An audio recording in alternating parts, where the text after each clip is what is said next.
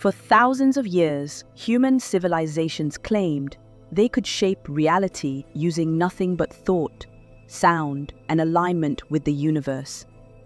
But here's the shocking part. Modern science may finally prove them right. From brainwaves to electromagnetic fields, this is going to challenge everything you think you know about what is and isn't possible. What if your thoughts could actually reshape your brain? It sounds almost unbelievable, like something pulled straight out of a myth. But here's the thing. Ancient cultures practiced methods that suggest they understood this connection on some profound level. Take the Egyptians, for example. Their priests didn't simply conduct rituals. They used detailed imagery and visualization as tools for transformation. They believed that the act of picturing their desired outcome made it manifest, not just in the spiritual realm, but in the physical world as well. And they weren't the only ones. Thousands of miles away, Tibetan monks have long used similar techniques in meditation, constructing elaborate mental images of mandalas or gods to cultivate specific states of mind or manifest intentions. Now, it's natural to ask, how? How could a practice that exists entirely in the mind even come close to influencing external reality? After all, just thinking about something, a new job, better health, a bigger house, doesn't automatically make it appear. These ancient practices might seem mystical at first glance, almost like wishful thinking clothed in ritual. But maybe the real question we should be asking is whether visualization does do something, just not in the way we expect. Could it, for example, actually alter the brain and prime us for action in ways that subtly shift how we engage with the world? Let's look at one of Egypt's most fascinating rituals for some perspective. Many of their spiritual practices revolved around visualizing stages of the afterlife. They created tomb paintings that intricately depicted a journey through the underworld, with each image symbolizing a specific trial and its resolution. These were not just decorative, they acted like mental maps, helping the deceased see their passage into the next life. It's as if the Egyptians believed that by imagining something in exact detail, they could shape its outcome. Tibetan monks offer a remarkable parallel. Their meditative creation of mandalas requires hours, sometimes days, of visualizing every color, line, and detail in their minds. Once complete, the mandala is ceremonially destroyed, representing impermanence. But the process itself isn't just symbolic, it's also mental training, focusing the mind and reshaping their inner reality. Fast forward to the present, and scientists now have a term for what could explain this phenomenon: neuroplasticity. This is the brain's ability to reorganize itself, literally rewiring neural connections based on experiences, thoughts, or even mental exercises.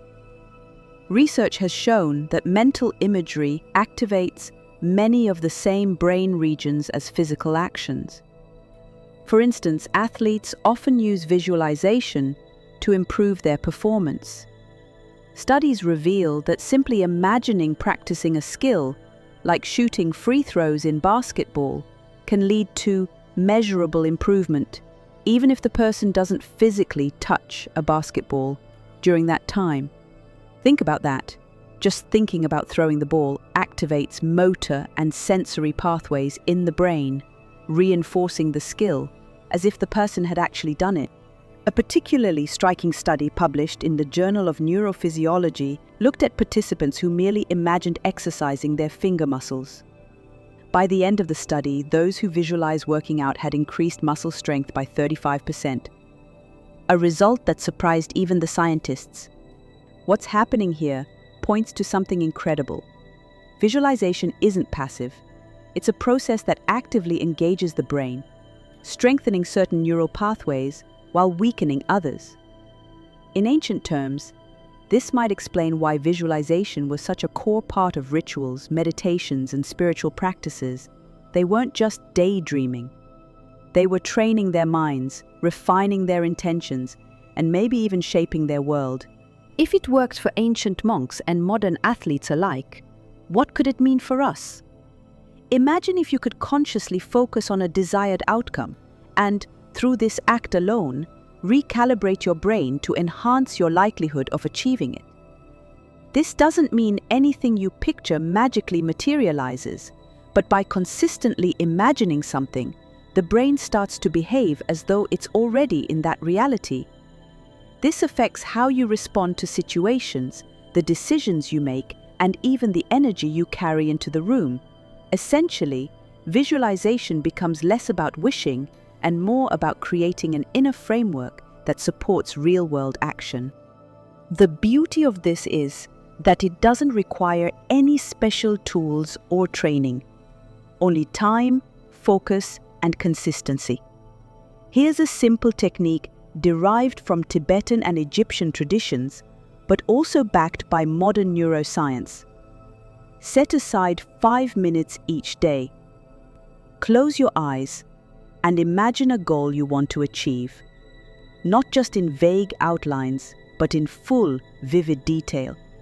If your goal is to improve your health, see yourself hiking up a mountain or running with boundless energy. Picture every sensation: the wind, the rhythm of your breath, even the feel of the ground beneath your feet. Make it as real as you can. Neurologists suggest bringing in emotions too. Feeling gratitude or excitement for this imagined reality strengthens the neural impact.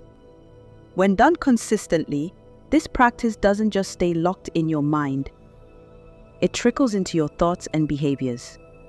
You might find yourself eating better, getting off the couch more often, or even running into opportunities you hadn't anticipated. And here's the fascinating part. You won't necessarily think of it as magic. It'll just feel natural, like momentum you didn't even realize you were building. This idea of shaping reality with visualization is just one piece of the puzzle. Ancient teachings didn't stop with the mind. They also harnessed sound in ways that we're only beginning to understand. So, let's see how the power of sound might amplify what visualization starts to build. Could the sounds you speak or chant actually influence the world around you? Ancient wisdom suggests that it might. From the resonant chants of the Vedic sages to the meditative hums of Buddhist monks, sound has played a central role in human attempts to shape reality. For them, sound wasn't just a form of communication, but a force, something with the power to shift energy, alter consciousness, and even heal the body. But what makes something so intangible, like sound, capable of having any real, measurable effect? Take the mantra Om, one of the simplest and most profound examples of sound shaping human experience. In Vedic tradition, Om is considered the sound of the universe itself, the vibrational frequency that underpins all creation. Chanting it was believed to align the body and mind with this cosmic rhythm. Similarly, Buddhist monks have long used specific chants to reach meditative states. These mantras are more than words. They're vibrations designed to resonate with different parts of the mind and body. When repeated rhythmically, they were thought to create harmony within the self and the environment. But how could these ancient beliefs hold up under scientific scrutiny? Could repeating a word, or even just a sound, actually change you in some measurable way? One of the most fascinating pieces of evidence comes from cymatics, a field that visually demonstrates how sound waves interact with matter. When you play different frequencies through a medium like water, sand, or metal, the vibrations create intricate geometric patterns. Higher and lower frequencies produce distinct forms, some that look almost like sacred geometrical designs. This isn't just a metaphor, it's a visual representation of how sound can organize matter. Ancient cultures may not have used scientific terms to describe it, but they seem to grasp this principle intuitively. Their chants and rituals often relied on precise tones and rhythms for maximum effect. While they likely understood this in an energetic or spiritual sense, sematics shows us how sound's impact could extend far beyond the symbolic. It offers a tangible glimpse of sound's power to shape physical space, and perhaps us. This potential isn't limited to patterns in the sand. Research now confirms what many ancient traditions seem to understand. Sound has significant effects on the human body, especially the nervous system. For instance, studies show that certain sound frequencies can alter brainwave activity. Chanting or listening to repetitive tones can move the brain into states associated with relaxation or deep focus. One area of interest is how these sounds can guide the brain toward alpha or theta brainwaves, slower rhythms linked with meditation, intuition, and creativity. In this way, mantras or sustained frequencies can do more than calm the mind. They might actually rewire it. Consider the role of specific frequencies, like 432 Hz, a tone some believe resonates naturally with the Earth's vibrations and the human body. Though the claims surrounding 432 Hz are still under scientific review, many listeners report feelings of calm and clarity when exposed to music tuned to this frequency. This ties into a broader phenomenon known as acoustic resonance. It's the reason singing bowls, tuning forks, or even the sound of a steady ocean wave can seem to soothe your mind almost instantly. At certain frequencies, sound interacts with the body's energy fields, promoting balance and even physical healing. These interactions help explain why ancient civilizations placed so much emphasis on the specific sounds used in their rituals and chants. Beyond relaxation, sound's power to influence health is also gaining modern attention. Sound therapy techniques, like sound baths using gongs or chimes, have shown promise in helping reduce stress and improve focus. Some therapists even use sound as a complementary healing method. In such sessions, frequencies are chosen to interact with the body at different levels: mental, emotional, and physical. While much of this might sound new to us, it shows how acoustic therapy builds on principles that cultures like the Vedic sages or Buddhist priests discovered thousands of years ago. What's particularly interesting is how sound doesn't just influence the listener. It affects the person making the sound too.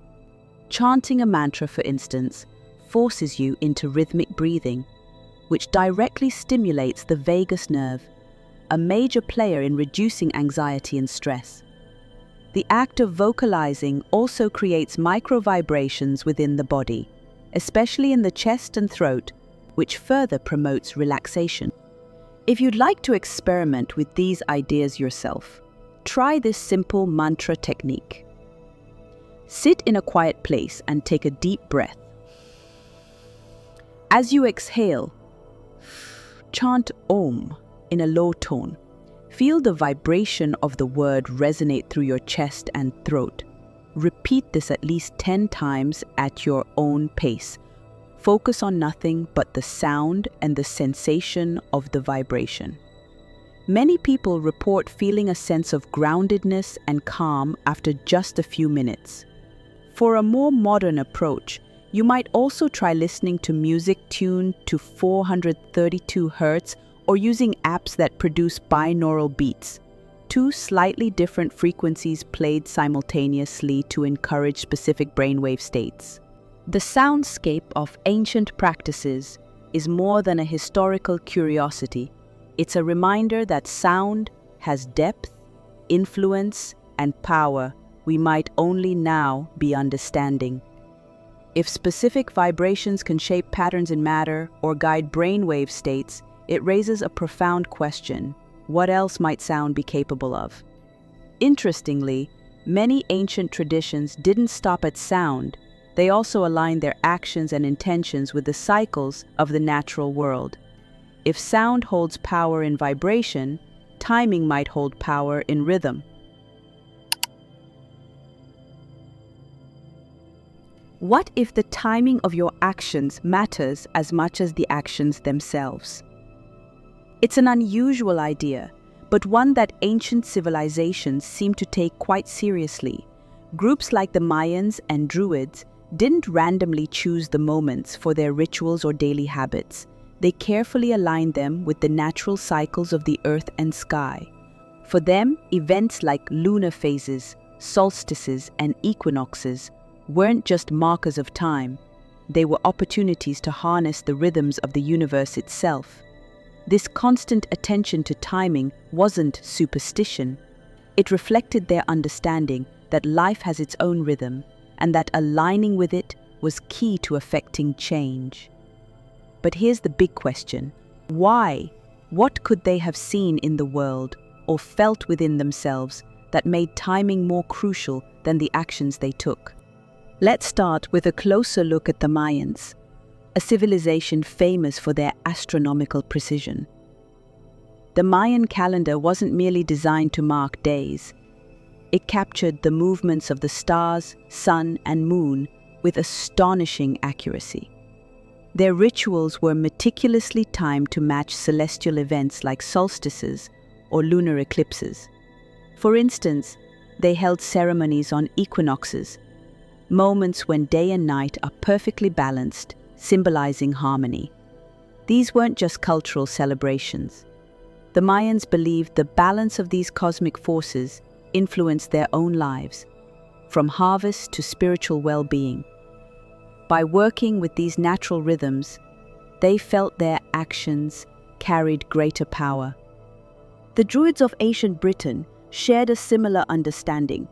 Their most famous sites like Stonehenge are aligned with the movements of the sun, especially during solstices. On the longest and shortest days of the year, the sun would rise or set in perfect alignment with specific parts of the stone structure. To the Druids, these were sacred moments when the energy of the earth and sun peaked, making their ceremonies more powerful. Seasonal cycles also guided their everyday rituals, from planting crops to preparing for winter. They celebrated the fertility of spring, the abundance of summer, and the introspection of winter with community gatherings and symbolic acts. Like the Mayans, they saw time as cyclical, believing that aligning with these patterns strengthened their connection to nature and divine forces. These ancient practices might feel far removed from today's world, but they raise an interesting point. Could the reason they emphasize timing be tied to something deeply biological? Science offers a fascinating answer through the field of chronobiology, which studies how living organisms, including humans, are influenced by natural cycles like the rise and fall of the sun. You've probably heard of circadian rhythms, the 24-hour internal clock that governs everything from when we feel tired to our peak times for focus. Scientists now know that these rhythms aren't arbitrary, they're hardwired into our bodies. For example, in the early morning, our cortisol levels rise, giving us the energy to start the day. By mid-afternoon, brain activity dips, which explains why it feels harder to focus around that time. Ignoring these rhythms by overloading ourselves with tasks when our energy naturally ebbs, for instance, leads to lower productivity and higher stress. What's even more surprising is how disruptions to these rhythms can affect not just our mood, but our health.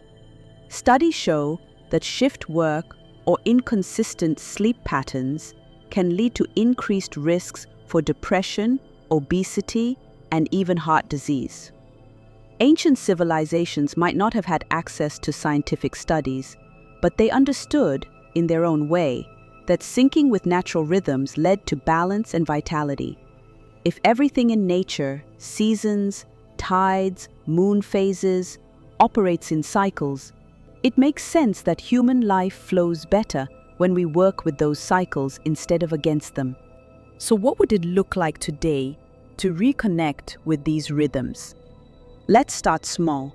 Lunar intention setting rituals, for example, are a simple yet effective way to align with one of nature's most visible cycles. During a new moon, the sky is dark, symbolizing new beginnings. This is the perfect time to set intentions, goals you want to nurture over the coming weeks. On the flip side, the full moon, when the sky is bright and expansive, is associated with reflection and release. It's a time to evaluate progress and let go of habits or thoughts that no longer serve you. To do this, find a quiet space.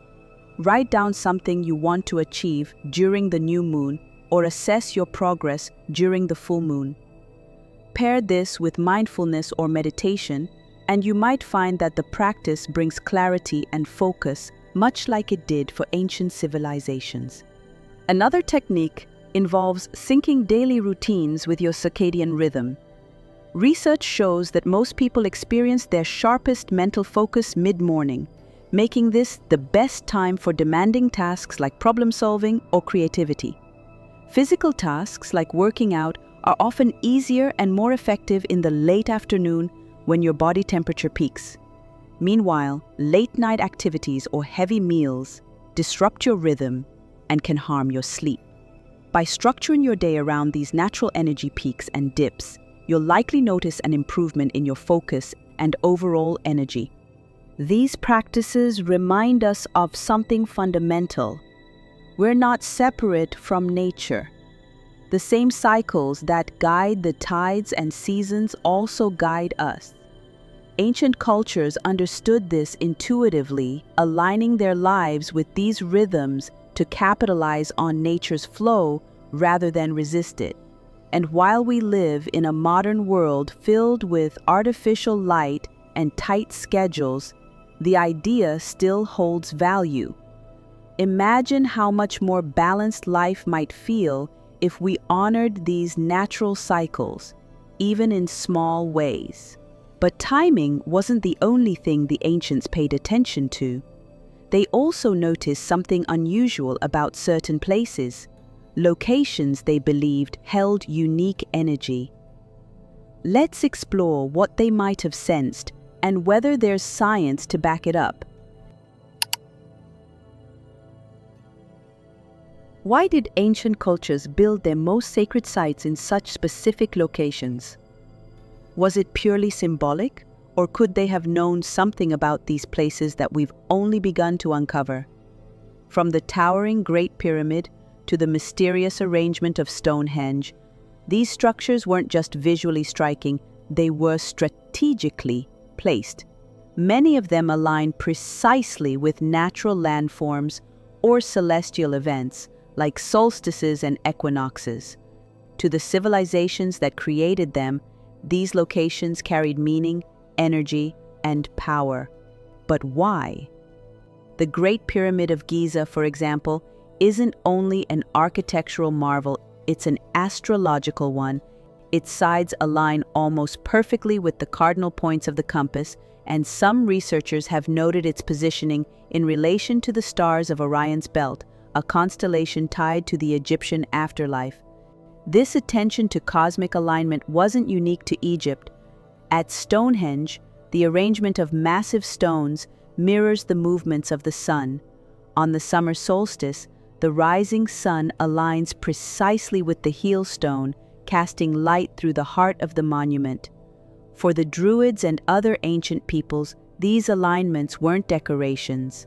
They marked times of transformation, serving as anchors for rituals that they believed connected the earth, humanity, and the cosmos. But the fascination with location went beyond the sky. Many ancient shamans and priests believed that certain earthly places contained unique energy signatures. They saw these spots as portals between realms, where spiritual activity was heightened. Often, these places were found near unusual geological features, caves, hot springs, or towering mountains. In indigenous traditions across the globe, such as in North America, Australia, and South America, sacred sites were often seen as living, conscious parts of the earth.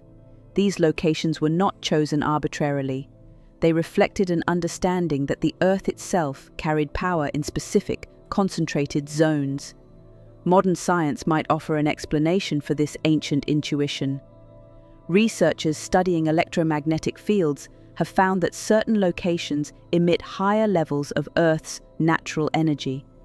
Electromagnetic energy often intensifies near particular geological formations, such as fault lines or mineral deposits. For instance, studies have shown increased geomagnetic activity near places like Machu Picchu in Peru, yet another sacred site revered for its spiritual significance. These heightened energy levels could affect the human body and mind in subtle ways. Could this be what ancient cultures recognized, even if they described it in spiritual rather than scientific terms? They may not have studied geomagnetic fields in the way we do now, but they worked with their effects nonetheless. One fascinating link between geology and consciousness comes in the form of grounding. Modern studies have shown that physically connecting with the earth, such as walking barefoot on soil, can create physiological changes like reducing stress hormones or promoting balance in the nervous system. Indigenous traditions often reflect this understanding. They called for people to spend time at specific natural sites, not just to worship, but to physically and energetically align themselves with the land. For ancient civilizations, this wasn't simply a health practice. It was a way to access a deeper relationship with reality itself. Their mindset, rooted in animism, saw the earth as alive and conscious. This perspective emphasized a profound interconnectedness, where humans were not separate from the land they inhabited, but rather an integral part of it. In many ways, this belief system treated sacred sites as extensions of a larger, intelligent earth. These societies held harmonious relationships with the land, understanding that what it gave them, they in turn owed back. This reciprocity not only influenced their spiritual practices, but also guided the construction of their monuments, ensuring they were built in harmony with their surroundings, both physically and energetically. What's perhaps even more fascinating is how ancient cultures combined this knowledge of the land's energy with their awareness of the cosmos. Temples, pyramids, and stone circles were often built to align not only with geological features, but also with the stars and planets. In astrology, these celestial alignments were believed to amplify the energies of specific locations. Ancient astrologers believed that planetary influences shaped not only the land's energy, but individual destinies too, and sacred sites were spaces where this cosmic energy could be interpreted and harnessed. By merging Earth's energy with the heavens, these civilizations created tools for spiritual evolution, or, at the very least, for deepening their understanding of their place within both the terrestrial and celestial worlds.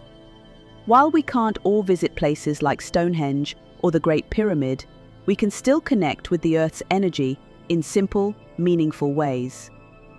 One method practiced by many cultures is grounding, which is as straightforward as it sounds.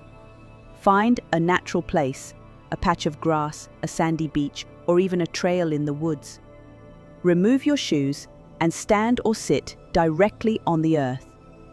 Close your eyes and breathe deeply, focusing on the sensation of contact with the ground. Imagine the energy of the earth rising up to meet you, filling your body with calm and awareness. It's subtle but effective, and modern research suggests that this kind of practice might lower stress and improve overall well-being. The idea of sacred places reminds us that the ancients looked at the world in layers. What they could see, what they could feel, and what existed beyond both.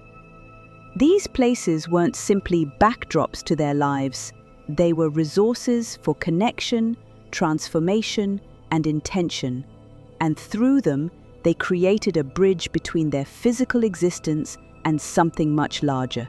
But there was another tool in their spiritual toolkit, something equally transformative but far more inward: the ability to enter altered states of consciousness. Let's explore how ancient practices took them deeper into those hidden realms of the mind. What if the key to shaping reality lies not in what you do, but in how you perceive it. Ancient cultures certainly thought so. From Tibetan monks sitting in deep meditation, to shamans in the Amazon entering trance states through rhythmic drumming and sacred plant medicines, they believed altered states of consciousness were a gateway to deeper truths and perhaps even unseen powers. These states weren't seen as escapes from reality. Instead, they were tools to access wisdom, heal, and establish connection. But this raises an intriguing question. What was it about these altered states that convinced them the ordinary world wasn't the whole picture? For many spiritual traditions, the answer came through experience. Shamans, for example, didn't approach altered states casually. They used them with intention. In rituals, they might drum steadily for hours, creating a rhythm that participants said mirrored the heartbeat of the earth. Combined with singing or chanting, this would shift their awareness into what they described as journeys to other realms. Archaeological evidence suggests practices like these date back thousands of years. Upper Paleolithic cave paintings, for instance, depict humans merging with animal forms, possibly reflecting a shamanic belief that traveling in these forms revealed hidden knowledge about the natural world. Shamans often returned from these journeys with insights about healing, resolving conflicts, or understanding weather patterns, offering tangible benefits to their communities. To them, these states weren't metaphors. They were realities that felt more connected, more vivid, and perhaps even more real than day-to-day life. The ways these practices were structured reveal their depth. Tibetan monks, for example, engage in meditations designed to completely suspend ordinary perception. Steps often include withdrawing from sensory input, focusing intensely on one thought or sacred image, and eventually dissolving the sense of self altogether. To reach these states, they might chant mantras repeatedly or visualize intricate mandalas, both techniques aimed at aligning mind and body with non-physical truths. In Buddhism, this aligns with the concept of samsara and nirvana. Samsara represents the bounded, ordinary reality tied to human struggle, while nirvana lies beyond space and time, accessible only by transcending the mind's usual patterns. By breaking free from discursive thinking, they believed they could experience unity with a higher consciousness, a state impossible to describe within the limits of language or rational thought. Interestingly, the goal was not to stay in such states forever, but to return and integrate the experience into daily life. Science, too, is beginning to uncover what happens in the brain during these altered states. Modern neuroscience has studied brainwave activity during meditation and trance practices, revealing fascinating patterns. When participants engage in deep meditative states, their brains often shift into theta or gamma waves. Theta waves typically occur during light sleep or deep relaxation, and scientists link them to creativity, intuition, and memory processing. Gamma waves, on the other hand, are associated with higher cortical function and moments of insight or heightened awareness.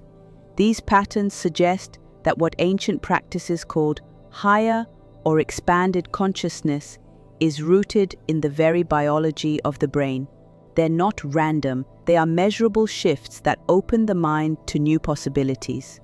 For instance, studies have shown that activities like meditation can physically reshape the brain. Long-term practitioners exhibit increased gray matter in areas related to attention, emotional regulation, and memory. In other words, engaging in practices that create altered states doesn't just feel transformative, it rewires the mind to process and respond to the world differently. This supports the idea that these ancient practices weren't just spiritual, they were practical, shaping the way the individual interacted with reality even after the altered state had ended. One especially powerful example of how sound facilitates these states comes from instruments like singing bowls. These bowls, used for centuries in Himalayan traditions, produce a resonance that feels both tactile and deeply soothing. When played, the sound vibrates through the body, creating a calming effect. Suren Shrestha, a modern expert in sound therapy, describes how these vibrations can quiet the mind and encourage relaxation, setting the stage for deeper experiences. The repetitive tones mimic the rhythm of ancient drumming or chanting, offering a sensory anchor to guide the brain into a meditative state. Researchers have similarly noted how listening to rhythmic sounds or tones can synchronize brain activity, enhancing focus and emotional balance. You don't need to be a monk or a shaman to experience the benefits of these practices. For example, entering an altered state can be as simple as practicing focused breathing. Find a quiet space where you can sit comfortably without distraction. Close your eyes and take a deep breath in through your nose for 4 counts. Hold it for 4 counts and exhale slowly through your mouth for 6 counts. Repeat this pattern while paying close attention to your breath. If your mind starts to wander, guide it back to this rhythm. After a few minutes, you may notice a sense of calm spreading through you, or even a subtle shift in awareness. This is your brain shifting gears, helping you access a quieter, more open state of being. What's remarkable is how accessible these practices remain in a modern world. Whether through sound, meditation, or breathwork, humans still have the ability to intentionally shift perception. Ancient cultures may not have had words like neuroplasticity or theta waves, but they clearly understood that these states of consciousness weren't passive. They were dynamic, tools for growth that connected the individual with something far larger than themselves. When we look at all 5 of these systems, visualization, sound, natural rhythms, sacred spaces, and consciousness, we see a striking pattern. Each one adds a piece to the same puzzle, offering different pathways to align with a deeper reality. It's this interconnection, rather than any single element, that suggests these aren't just isolated practices, but a unified framework. By exploring them, we aren't just preserving ancient wisdom, we're rediscovering something timeless. Ancient wisdom and modern science aren't opposing forces. They are 2 ways of understanding the same underlying truths. Practices like visualization, mantras, and aligning with natural cycles reveal the profound connection between human consciousness, the earth, and the universe. The beauty of these methods lies in their accessibility. Experiment with a technique like setting an intention during the next new moon or practicing a mantra, and observe how it affects your mindset. These practices are not relics of the past, they are tools for the present, offering a path to rediscover that deeper connection to ourselves and the world we inhabit.